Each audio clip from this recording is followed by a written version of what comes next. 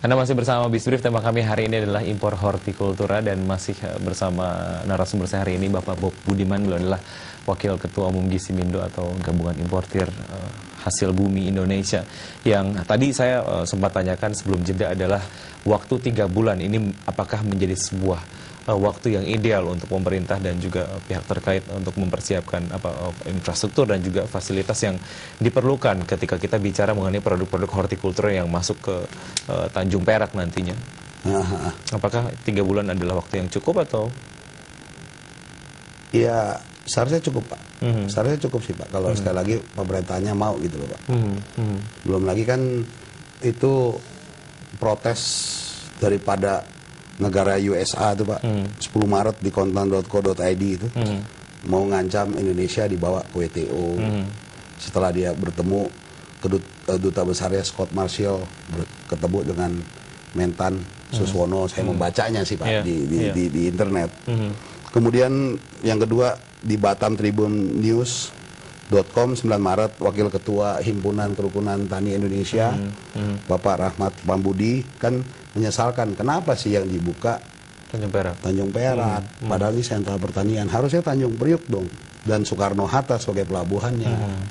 Itu saja pemerintah tinggal menyiapkan sarananya, kata Himpunan Kerukunan Tani Indonesia sendiri, Pak. Bukan dari kami atau dari siapapun, tanpa ajakan dari siapapun. Inilah bentuk dinamika demokrasi Indonesia, Pak.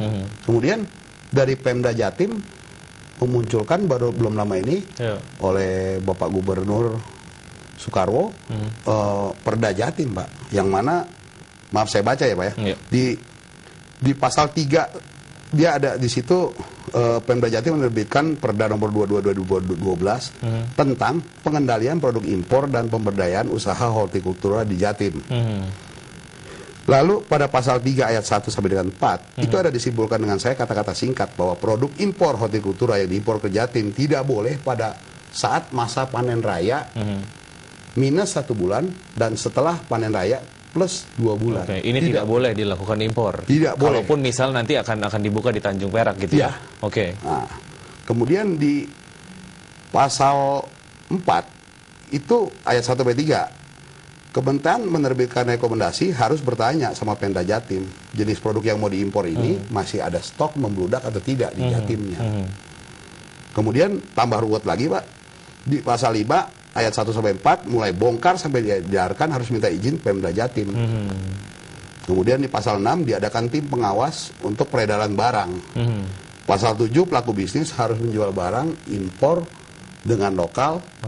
Kandungan impor tidak boleh lebih besar daripada lokal. Nah itu sebenarnya sih agak diskriminatif ya, Pak. Tetapi yang ada sekarang kalau Bapak melihat di pasar-pasar induk kalau di Jakarta di Kramat Jati itu impor sama lokal gabung kok, Pak, jadi satu. Dan sebenarnya udah terjadi keharmonisan kan. Sekali lagi yang dimilih kan adalah konsumen, Pak, masyarakat. Tetapi kan sebenarnya yang terjadi kendala adalah pada saat petani itu panen, dia jualnya ke siapa, Pak, sampai harga anjlok. Nah itu kan yang dijadiin tanda kutip untuk pemerintah ngebenahi itu, Pak, memfasilitasi agar supaya petani itu menjual barang jangan sampai ditekan-tekan harga oleh suatu korporasi besar, Pak. Ini kan sudah membentuk kolonisasi di suatu sentra-sentra pertanian. Pak. Jadi di sini ada jagoannya siapa, ditekan harganya siapa. Lah kasihan petaninya, Pak. Sebenarnya mah di pasar itu kan berlaku mekanisme harga pasar, Pak. Yang saya sering dengar di RRI kan itu harga cabai berapa turun naik turun naik. Yang turun naik saya rasa cuma di sini doang, di luar negeri kayaknya nggak ada turun naik begitu deh, Pak. Harganya stabil aja gitu loh, Pak. Jadi sebenarnya kan akhirnya dari permentan ini kan menerbitkan kemurkaan daripada Pemda Jatim, Pak. Yang mana ya dia harus bertanggung jawab dong, Pak, terhadap rakyat Jawa Timur ini, Pak. Ya, bicara mengenai persiapan, katakanlah kalau memang ini pahit-pahitnya adalah peraturan ini jadi diberlakukan tanggal 19 Juni 2012 nanti. Persiapan yang mungkin sejauh ini dilakukan oleh teman-teman importer ataupun Gisimindo lah ya, Pak, dilakukan oleh Anda sejauh ini seperti apa? Ya persiapannya yang tadi saya katakan, Pak, ya kita buka cabang di sana, ya kita cari perhitungan nasib kita lagi sebagai pedagang, Pak. Mampukah atau tidak, yang saya rasa nggak akan mampu, Pak. Itu nanti akan jadi berantakan, Pak.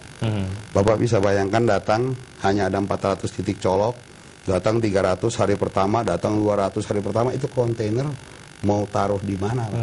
Apa di atas kapal atau di penampungan, belum lagi diuji lab, butuh waktu 3 sampai 5 hari. Ada kandungan gizi yang hilang ya, tadi yang untuk produk-produk hortikultura misalnya. Iya berantakan semua Pak, udah lahannya nggak ada, titik colok yang nggak ada, barangnya busuk, yang mau tanggung jawab siapa, blood gizinya yang hilang.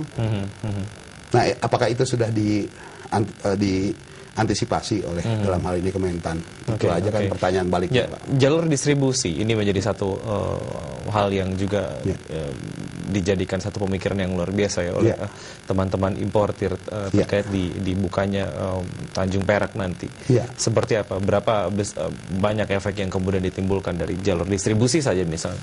Ya, jalur distribusinya ya begitulah Pak. Jadi kan nanti gimana jalannya itu ke Jawa Tengah, Jawa Timur. Sedangkan kebutuhan untuk Jawa Barat sendiri itu kurang lebih ya separuh Pak.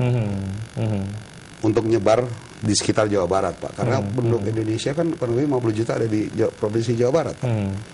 Dalam hal ini kan yang sebagai konsumen prioritas ya Pak.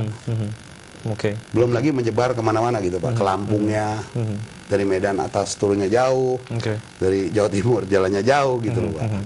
Belum lagi Batam, Bali yang didominasi oleh hotel dan pariwisata.